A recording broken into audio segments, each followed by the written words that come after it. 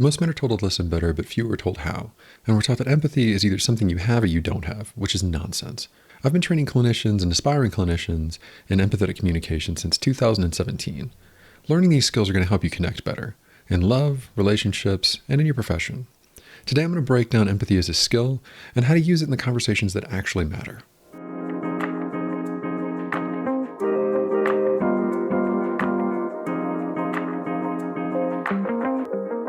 Empathy is a skill, not a personality trait. And we know that because we can measure it, we can improve it, and we can apply it. All empathy is successfully identifying the emotions in the room and the people that you're engaging with, and ideally within yourself.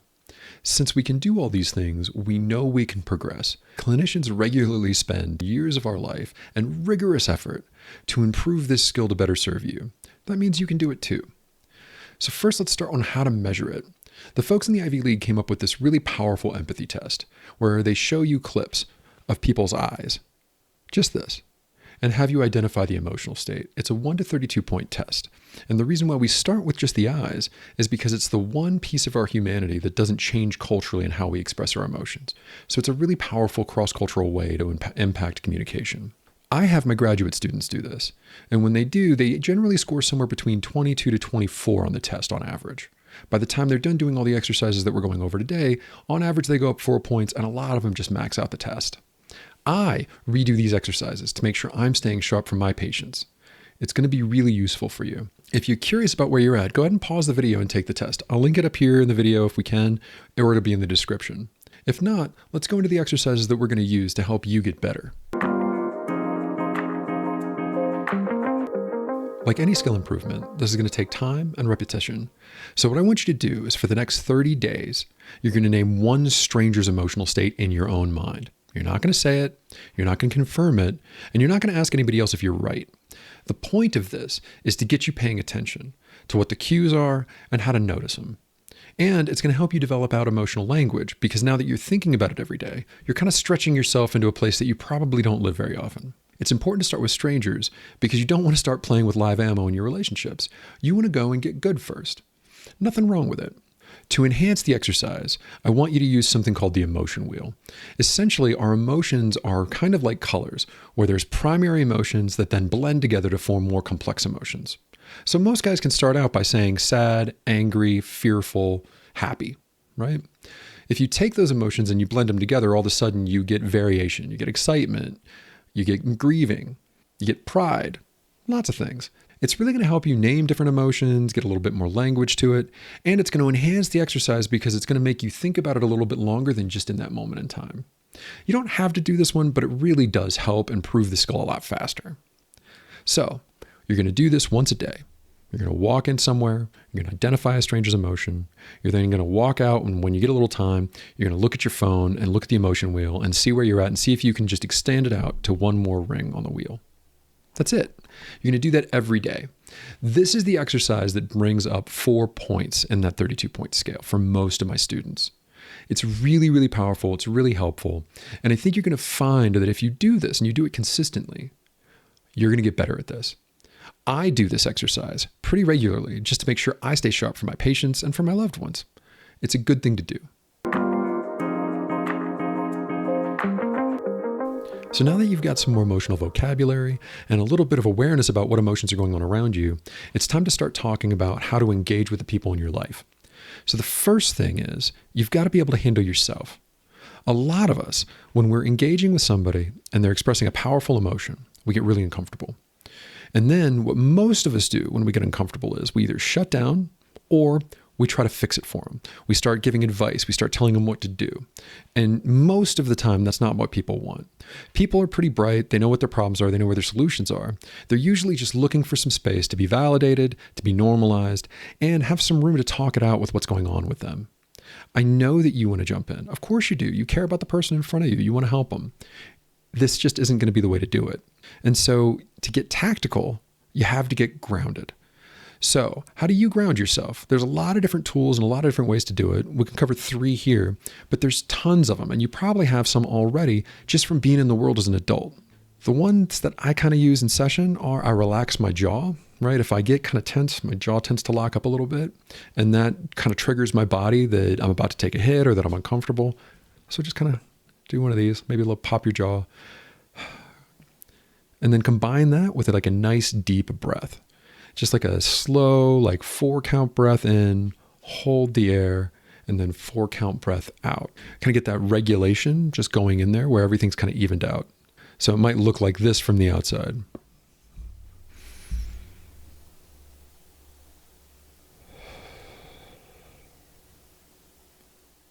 Do you feel how that just kind of calmed the room generally?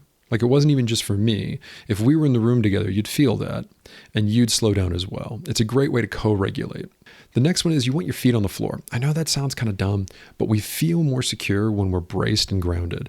So you want to put your feet on the floor and you're going to want to push a little bit, just so you feel the floor underneath you and you feel what's happening around you. The other thing I want you to do is before you speak at all, I want you to leave 2 to 5 seconds of silence. One, it's really powerful in the person having a moment to see if you're listening.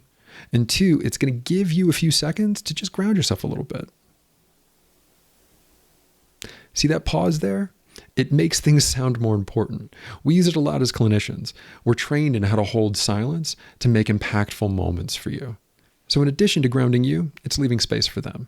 So as you go through this, if you can calm your nervous system, you're not going to jump in without thinking. You're not going to start trying to fix things for people that don't need you to fix them. You're just going to be able to be there and hear what's going on for your people. So start with you, start inside. How are you going to ground? If you've got other skills you like, go ahead and share them in the comments. Some other guys can probably use them and there's dozens of them. Which ways do you like? The next one we're going to talk about is reflective listening. If you looked at any kind of communication class at all, you've heard of reflective listening. At its core, it's simply repeating back what you hear. We're going to break that down into a little bit more complicated ways to do it. We're going to start with simple, move to moderate, and move to advanced. It's important to have this kind of framed out. It's a really powerful tool for this. It's something we use in what's called motivational interviewing. It's a wonderful way to give you some breadth, some strategy, and some tactics on how you're engaging with people. So let's start with the simplest thing you can do. Say one sentence back that repeats or reflects something happening with the person. So it's either going to be content, they really pissed you off. It's going to be emotional state, you're angry. Or it's going to be meaning, they really disrespected you. The reason we're keeping it simple is because it's generally used as a way to check in and confirm that you've heard them correctly. So when we just say a simple sentence back, and if we can, we use their direct language. That's called a direct reflection, right? You say back exactly what they told you. And that does some pretty powerful things. It lets them hear what they're talking about and confirms that you heard them correctly. I know that sounds silly, but it goes a long way. And these are going to be the core of your communication. In any kind of event where you're trying to be there for somebody, these simple reflections are the building blocks for everything else you do. So get a little good at them. And they're also great. Let's say that you're talking to a buddy and he's telling you the same story about his girlfriend that he's told you 16 times. And you kind of check out for a minute because you're just, you've heard this before and he's just repeating himself. And you come back and you realize that you've lost the thread in the communication and he's looking at you like he's waiting for you to talk. Say back the last thing you remember hearing. So what this does, it kind of cues him as to where you left off. And it gives you a chance to kind of reconnect in with what's happening. It's okay, we all drift, it happens. But this way, it lets them know where you are and lets you come back to where they're going without making it a thing. It really does work, it's really powerful, and it's super simple. So try that next time you kind of zone out in a conversation. For the second kind of reflection we're going to talk about, it's called a dual-sided reflection. And the reason why this is important is most of us, when we're kind of stuck in ourselves and we need the support of somebody else, it's because 2 things are happening that we can't reconcile. 2 things are happening that don't go together, and it's really hurting us and kind of tearing us apart. And having those moments reflected back at people is really powerful because they're the only ones that can choose which way they're going to go. You can't choose it for them. And so by highlighting that and just sitting there with it, naming it, it leaves space for them to do their own processing. So it's essentially as simple as, so on the one hand, X, on the other hand, Y. You really love them, but you're also pretty convinced that they're not going to change. You really like your current team, but this new job is offering a lot more money. You really want to work out and get better, but you're really embarrassed when you go to the gym. See how these 2-sided reflections work? It gives it a little bit more complexity and it gives them a little bit more room to wiggle around and feel the discomfort of what they're stuck in. And I know that sounds mean, but we're going to put them in a little bit more discomfort. But what you're doing is you're creating safety for that discomfort. They're going to feel understood and they're going to be able to sit with you because you're grounded and sit in that ambiguity. and maybe do something with it. And maybe they don't, but at least they get to see where they're at. And it's a really powerful tool. The third one is the most complex one, and it should be used the most sparingly. It's the summary. This is where we take a thread of their conversation and we create a story out of it. This is where we're telling them not just the content of the individual thing they're saying, but the story that we're hearing them tell. And the reason why you want to use it sparingly is because it's big, it takes a little time, and you might get it wrong. So this is where you take what they're telling you and you just kind of like put it in 2 to 4 sentences, right? This still isn't like super long. We're not doing a diatribe, but what we are doing is telling that story. So it's really busy at work. You love your team and you don't want to leave them in the lurch, but your rent's gone up. You need more money. And this other job is offering a lot more opportunity for you to grow in the future. So you've got this partner, you spend a lot of time with them, you love them dearly, and you've been talking to them about this problem you have, and they're just not engaging with it. They're not changing it, and you don't know what to do. So you want to feel better, you want to be healthier, and you know the gym is the place where you want to do that. But it's really hard to walk in there out of shape. It's really hard to walk in there looking like you don't belong there. And that makes it hard to kind of get over that hurdle. Do you see how these are a little bit long and they kind of tell the story? You're giving them back details and a few of your reflections. So the way this should structure out is in any conversation you're at where you're actually trying to do effective empathetic communication, the pacing of it is 3 simple reflections and then either some kind of question, like if you want to go with a little bit more depth. So I don't understand what's happening with her, right? Something like that. Or one of the other 2, the double-sided reflection or the summary. But you always want to start with that beat of 3 reflections, bop, bop, bop. And what that does is it gives them time to build up what they're trying to tell you and make sure you understand it. So simple reflection, simple reflection, simple reflection, maybe a question, maybe a double-sided reflection, and maybe a summary depending. But these are the structured tools and ways that you're going to engage to make sure that the person feels heard, feels seen, and that you know what the hell they're talking about. So many times people get lost. They get lost in trying to find the solution. They get lost in their own perception of the person's problem without hearing what's happening to them. And this is the best way to make sure that doesn't happen to you. So take these out into the world. Give them a shot. There's a lot of different videos on each one of these. They're all pretty good. Combining them together, though, that's where the mastery of the tool comes in. And that's how you get good at empathetic communication. So dive in, try them out. They're pretty easy. The reflections are great. If you don't know what else to say, just say back what they said. No matter where you are, no matter what's going on, it works. It gives you a beat to think, and it helps them like figure out where they want to go with it. Use them. It's going to be fun. The third skill we're going to talk about is figuring out what the hell it is you're trying to do for them. This skill has saved marriages, it's saved relationships, and it's saved me a lot of headaches in my life. Sometimes when people talk to you, they just want space to be heard. And sometimes they want to brainstorm solutions and get help figuring out what to do. The problem is that most guys tend to default into fixing because of what we talked about earlier, that reason you got to ground. You got to make it so that you feel comfortable enough to give them what they need. But why guess? Why get stuck in a spot where you're taking a coin flip to see which one you're doing? Ask them. Hey, are you looking for solutions right now? Or are you just looking for space to process? Am I listening or am I helping? And what's nice is if you've got an established relationship, you can ask them what kind of language cues they'd like around this. And that's the ways that I've seen marriages saved, right? Somebody comes home, they bring a problem in, but they've got an agreed upon protocol to cue the other person as to what's going on. And the nice thing is that it's not particularly gendered as to whether people get this right or wrong. Women do it too, but it's worth checking in on. And it saves so much headache because it makes them think about what they want. How many times you've been talking to somebody you love, they're dumping on you about what's going on with them, and you jump in with something and they get mad at you because it's not what they want. A lot of the time that happens, it's because they don't know what they want. So by asking the question, it cues them to join the conversation in a way that they're looking for. It makes them pause for a minute and say, what am I looking for from this person right now in front of me?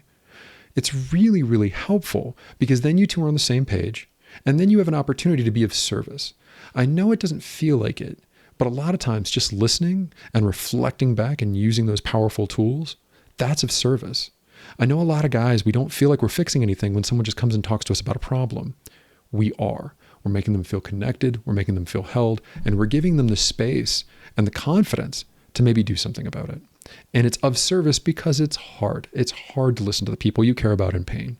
And if you think about it like I'm providing a service, like they're asking me to listen, so I'm just going to listen, it gives you a lot more gumption and battery to stay grounded and stay connected because you're serving the person in front of you. You're doing it right. You're being there for them in the way that they're asking for. But you got to ask, am I helping or am I fixing? So now that you've got 3 skills on how to show up and you've got some awareness on what it is you're bringing, it's time to start talking about the different roles that we use them in. So let's talk about a teaching or coaching role with kids.